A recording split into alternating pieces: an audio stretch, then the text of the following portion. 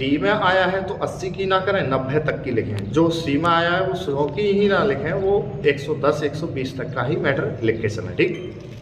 अच्छा, सब जने क्या करते हैं कि वो आयोग वाला मैटर लिखते रहते हैं, मतलब संसदीय या रामधारी गुप्ता वाला मैटर लिखते रहते हैं। अभी आपने देखा होगा एक पहले टेस्ट हुआ था तो निबंधमाला से या कोई घटना ऐसी बोल दी थी, तो उससे हटके भी मैटर लिखने की कोशिश करना, ठीक है।